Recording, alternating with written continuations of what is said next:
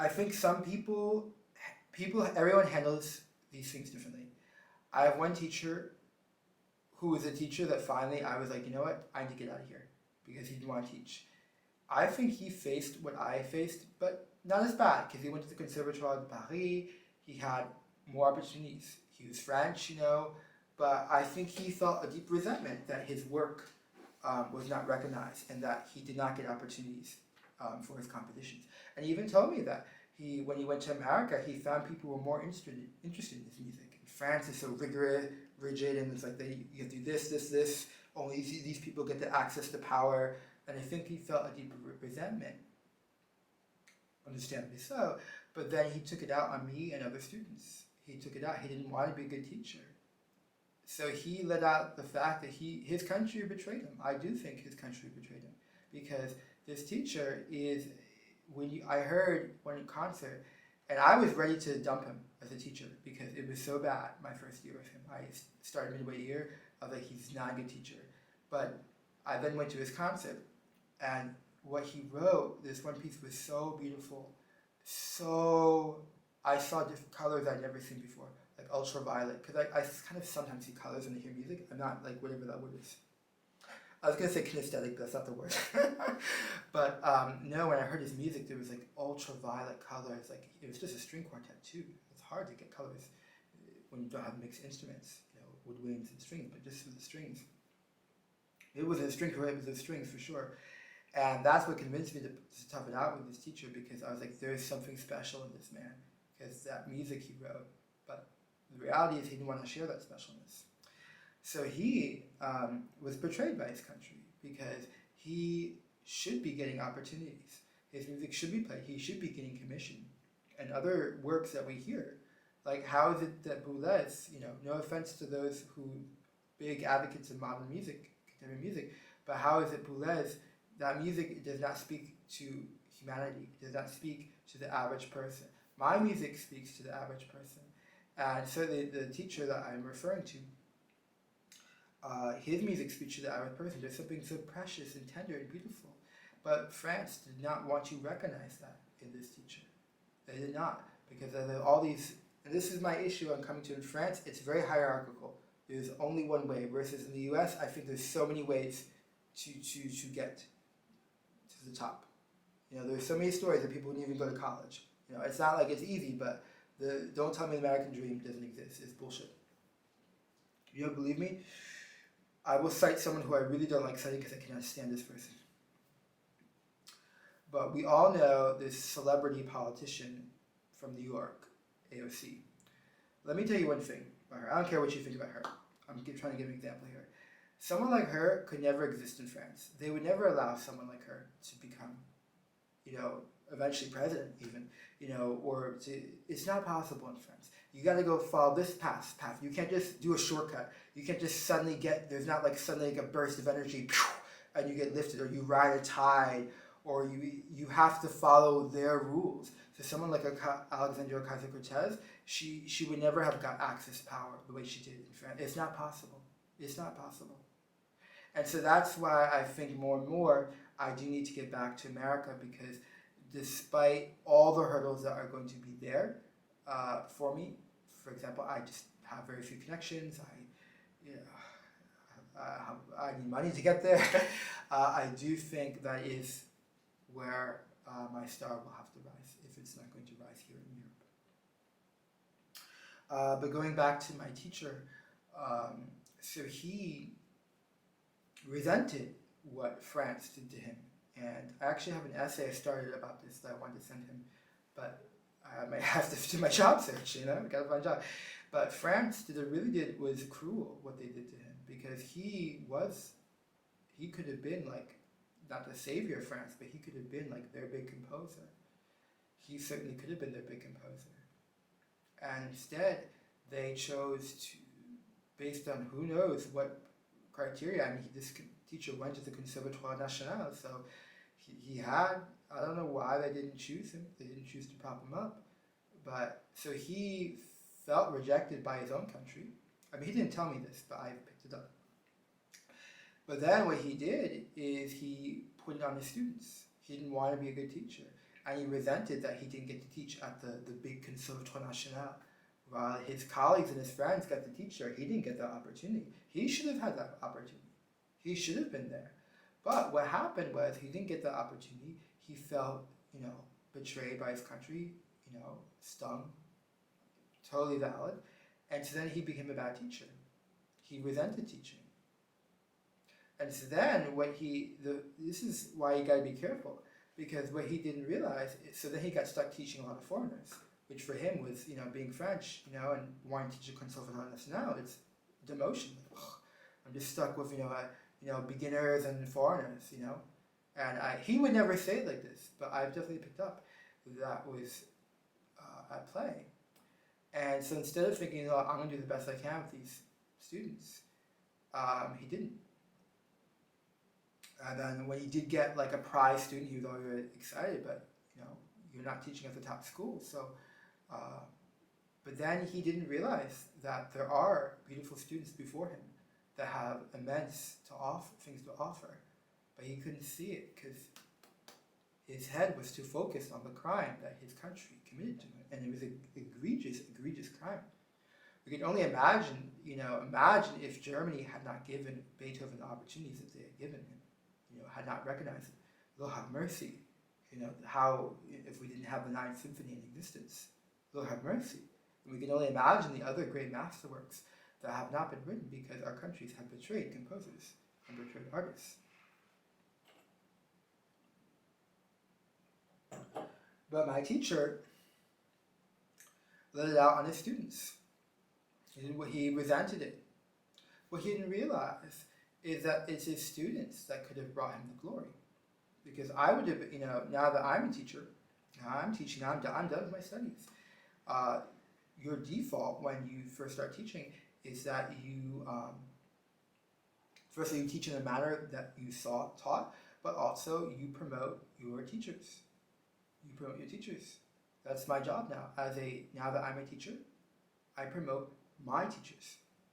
I want my students to remember my teachers. So even after my teachers leave the earth, which would be very sad, it's always very sad if your teacher leaves the earth, that their legacy continues.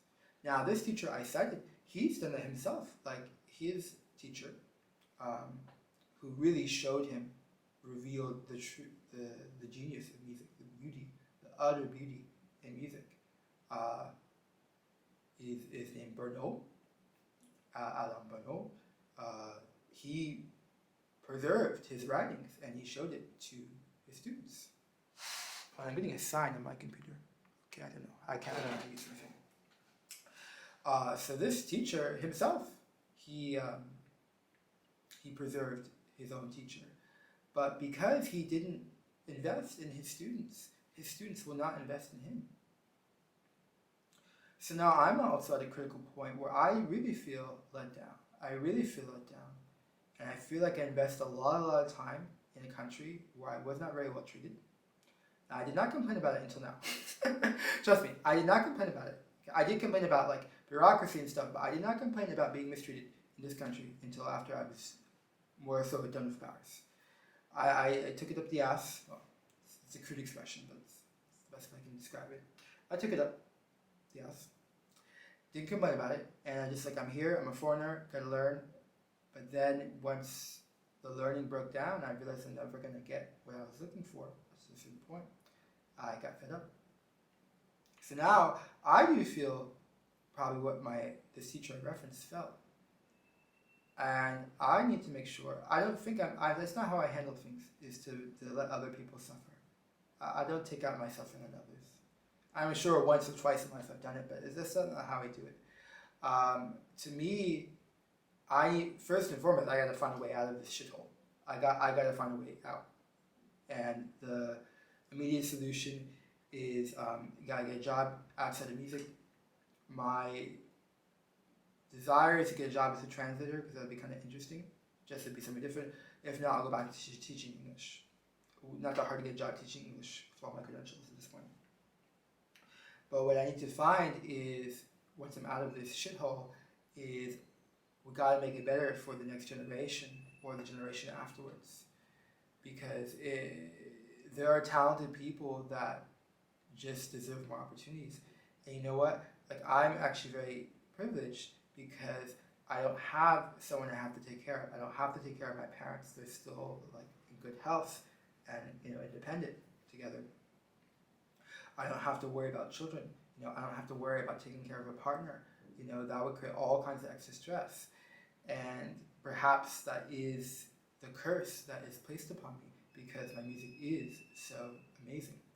And I know when I say that it sounds awfully arrogant, but I cannot deny what I know to be true. It's not even I know to be true. I see it with my own eyes. And the reason why I say my music is amazing is not because I even write the music. I don't know where this music comes from. I'm an orchestra piece, and I'm not writing. Like, yes, there is me sitting there taking a dictation. It is hard. It is so hard. But these ideas, I don't know. Like, I spent all morning on this one page. There's like, I don't know, there's like 900 pages in this piece, 800 pages. One page! One page! Lord have mercy. It's not economical. You get better at that. But there's one part, I was like, it sounds good, but it's not exactly what I'm looking for. But it's not what I'm looking for, it's what the heavens are dictating to me. And it was just this one note, the clarinet. It sounded great. The section was beautiful. It was perfect. But it was like, this is not quite right. And I had to spend another 20 minutes. And finally, once it was right, my body feels a release. And I feel, it's like, you're trying to find the right shoe, and all of a sudden you have the right shoe. Like, this is what it's like when you have the right shoe. Well, that's what it's like with composition for me at this point. It's like I just see, this is perfect. And it's the eyes that know. Somehow it's not the ear, oddly enough. Though the eyes maybe are connected to the ear in a way, and they just know. But it's like sometimes I play something on the piano and I think I know what I want, but it's not until I write it and see it. Long story short, I am in low spirits, but I know the one danger now is I'll get so freaked out, I'll just spend all day hurriedly, rampantly applying to jobs everywhere with no focus, and I stop composing. This is the one thing I need to make sure nothing stops me from composing, because at the end of the day, I may end up extremely, really poor, Now, I don't like to use the word poor because ultimately I do have a family back home, and I could go back in theory, but I'm 34. I don't want to live with a family, okay? I want my own place. So I don't say I'm poor because I know ultimately I could get a job, any jobs, but it would leave me spiritually poor, which is a great danger because I'll be too exhausted. And now I have the fear, which I have to face, is I'm going to have to get a full-time job to get out of this situation. Because I do need to be able to go to Paris to see opera. I'm writing my own opera, Le Bateau. I'm also creating, adapting a libretto for my first opera, Attella. And I don't know enough about opera. I've learned a lot in the past year, but it's still not enough. So I got to go to Paris at least once a month to listen to the opera there. I'll try to be economical about it, try to fit 2 operas in one weekend, but still, I need money for that. I have to get clothes, I gotta get more equipment for my YouTube channels. I have another channel where I focus on teaching, but it's kind of hard to teach if I don't have the equipment that allows me to look at the camera, but also you can see what I'm writing, because I always write by hand. Can't write in the computer. I'll type up in the computer, but I can't write in the computer. So I'm beginning to see this. I gotta do what I don't want to do, which is go back to something I thought was gone. Because this summer, I worked all summer, I did not get a break. But there was the hope, the blind, and hope, the illusion, that maybe this is the time that I escape from having to do work that, do work that I don't want to do. Maybe this was the time, this is the time. It felt like this is the time. But I feel like I've been met with a series of objective failures.